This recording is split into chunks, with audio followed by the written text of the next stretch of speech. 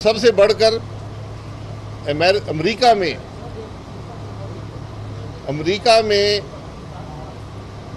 Foreign agent के तौर पर कम से कम दो कंपनियां मौजूद हैं, एक टेक्सास में, एक कैलिफोर्निया में, जिन कंपनियों के चेयरमैन का नाम इमरान खान है। ये कंपनियां अमेरिका में फॉरेन एजेंट के तौर पर रजिस्टर्ड हैं। इनके पास जो पैसा आता है वो पैसा वहाँ पब्लिक रिकॉर्ड होता है। आप जाकर देख सकते हैं कि इस फॉरेन एजेंट कंपनी जिसका चेयरमैन इमरान खान है, उसने किससे पैसा हासिल किया और कितना पैसा हासिल किया। वहाँ पर भी उस रिकॉर्ड में जो अमेरिका में पब्लिक रिकॉर्ड है, उसमें भी अफराद के नाम भी हैं और कंपनियों के नाम भी हैं। क्या कंपनी से पैसा हासिल करना पाकिस्तान के कानून के मुताबिक है? कंपनियों से पैसा आप हासिल इसलिए नहीं कर सकते कि अगर आप कंपनियों से पैसे लेंगे तो आप उनके एजेंट बन जाते हैं। आप फिर किसी से पैसे हासिल करके मुल्क के मफाद में फ़ैसला नहीं करेंगे, उस कंपनी के मफाद में फ़ैसला करेंगे। उस कंपनी के पीछे जो अशखास हैं उनके मफाद में फ़ैसला करेंगे। इसीलिए फ़ौरन जो हमारे मुल्क का कानून है वो किसी फ़ौरन कंपनी से किसी सियासी जमात को पैसे लेने की इजाज़त नहीं देता। इस मुल्क का साबिक वज़ीर आज़म उन दोनों कंपनियों का चेयरमैन है, ये भी रिकॉर्ड का हिस्सा है। अब हमने इलेक्शन कमीशन को ये कहा कि रिकॉर्ड बड़ा वाज़ेह है, फैसला आपने करना है। यहाँ पर रात के अंधेरे में अदालतें खुलती हैं जो अपने ही फैसलों की नफ़ी कर देती हैं।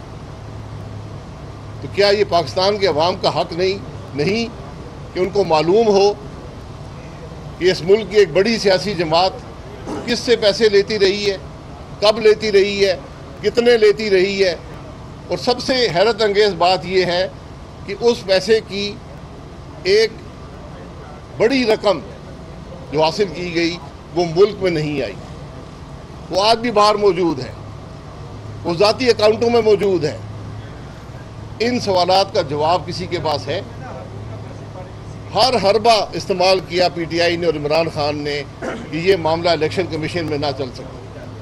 हर रोज़ अदालतों में पटिशनें हुई, स्टे ऑर्डर की कोशिश की गई, रिकॉर्ड ना देने की कोशिश की गई, लेकिन हमने यही आज इल्तिजा की है, इलेक्शन कमीशन से दरख्वास्त की है कि पाकिस्तान के अवाम का हक है कि उनको पता चले कि इमरान खान किससे पैसे लेते रहा और पीटीआई किससे पैसे लेकर इस मुल्क में सियासत कर रही है।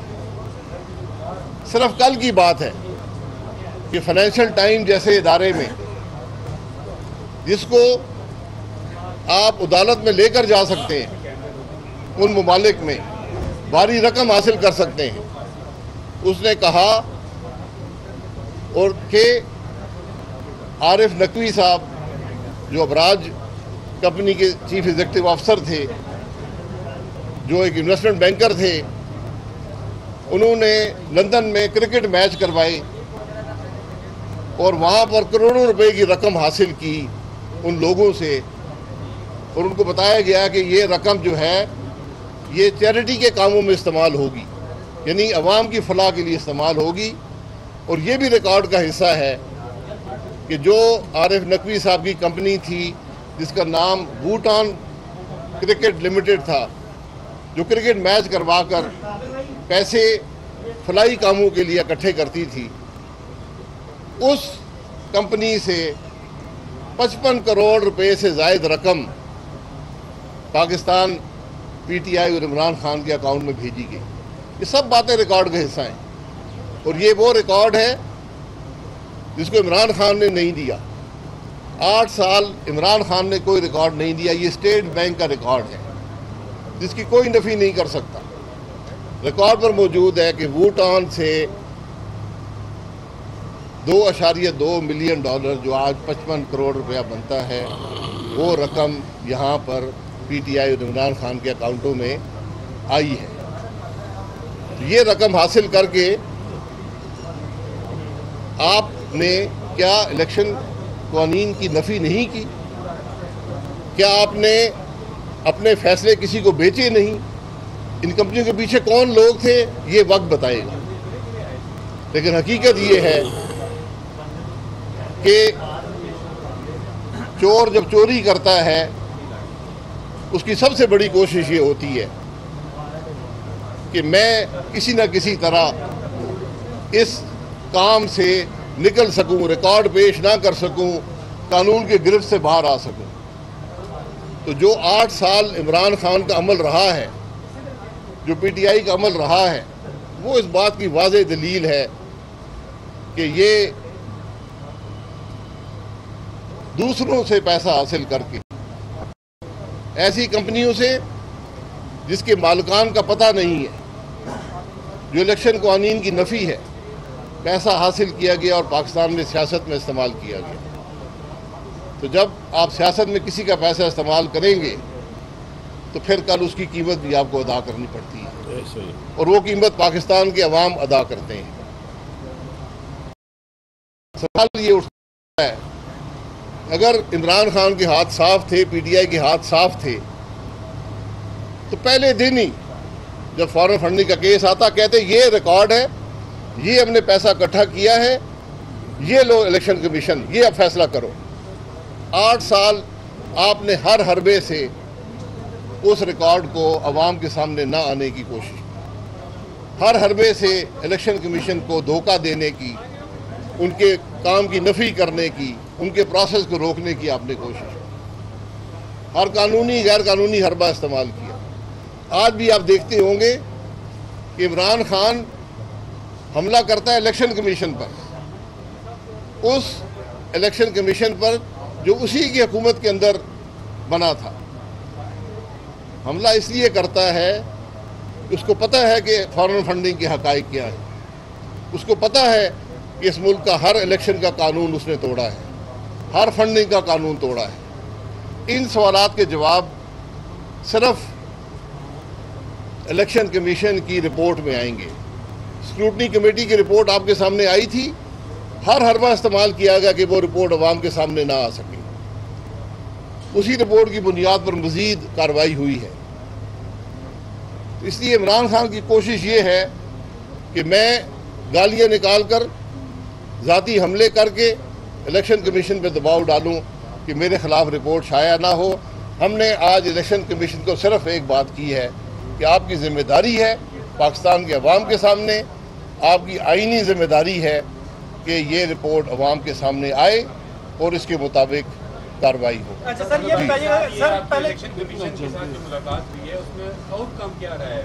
आउटकम नहीं होता। हमने अपनी दरख्वास्त उनके सामने रखी है कि ये पाकिस्तान के अवाम का हक है कि ये रिपोर्ट उनके सामने आए और जल्द अज जल्द आए। 8 साल का अरसा गुजर गया। शायद राना बस साहब ये बताइएगा कि ये जो अकबर एस बाबर का केस है, इसमें फरीक आप नहीं है, लेकिन फैसले की डिमांड आप कर रहे हैं, नंबर 1। और सेकंड चीज़, क्या इलेक्शन कमीशन खुद से ये फैसला रोक रहा है या इसमें कोई हाथ है? देखिए, मैं पाकिस्तान के अवाम का नुमाइंदा हूँ, हम सियासी जमात हैं। एक सियासी जमात अगर यहूदी एजेंटों से पैसे हासिल करके सियासत कर रही है, किसी से हासिल कर रही है, हमें नहीं पता इन कंपनियों के पीछे कौन लोग हैं। मुल्क का कानून इसीलिए बनता है कि पता चले कि कौन लोगों के पैसे हासिल करके आप सियासत कर रहे हैं। हमारा इस बात से ये अवाम की ज़रूरत है कि आज अवाम को पता चले कि जो इमरान खान सियासत करता रहा है, पैसे कहाँ से हासिल करता रहा है। ये मेरा मसला है, ये आपका मसला है, ये पाकिस्तान के अवाम का मसला है। तो हमने इलेक्शन कमीशन को यही कहा कि जल्द अज जल्द आपकी जिम्मेदारी है कि फैसला करें। शायद साहब एक बात बताइएगा कि पीटीआई का मौक़िफ़ है कि मुख्तलिफ जमातों के जो केसेस चल रहे हैं उनका इकट्ठा फैसला किया जाए फॉरेन फंडिंग के हवाले से। क्या आप इस बात से भी इत्तेफाक करते हैं कि इकट्ठे फैसला सुना दिया जाए? जी, इकट्ठे हर केस का अलहदा फैसला होता है। ये केस 8 साल से है, इसका फैसला भी सुनाया जाए, उन केसों के प्रोसेस भी मुकम्मल करके फैसले सुनाए जाएँ। हमें किसी और केस से गर्ज नहीं है। हम उस केस की बात कर रहे हैं जिसमें एक जमात ने हर हरबा इस्तेमाल किया इस केस के फैसले को रोकने के लिए। अच्छा, ये बताइएगा कब तक इलेक्शन कमिश्नर या जो इमरान उनकी तरफ से कहा गया कि फैसला आ सकता है, कितना टाइम लग सकता है, कोई टाइम? देखिए उन्होंने कोई टाइम ड्यूरेशन नहीं बताई। उन्होंने कहा कि हम काम कर रहे हैं, माजी में इस पर काम में मुख्तलिफ रुकावटें आई हैं, हमारी हम जिम्मेदारी अपनी समझते हैं और हम ये फैसला करके अवाम के सामने रख देंगे। ये हमारी आईनी जिम्मेदारी है। कौन से अवामिल है जिसकी वजह से फैसला ताख़ीर का शिकार हो? अवामिल मैं आपको बताया, अवामिल यही है कि एक हुकूमत थी जो हर किस्म का दबाव डालती थी इलेक्शन कमीशन पर, उसने नहीं होने दिए, उसने हर कानूनी हरबा इस्तेमाल किया। अगर उनके हाथ साफ होते तो पहले दिन ही रिकॉर्ड देते, ये फैसला 6 महीने में हो जाता। आज 8 साल सिर्फ इमरान खान की कोशिश से कि ये हकायक अवाम के सामने ना आए, ये देर ताख़ीर हुई।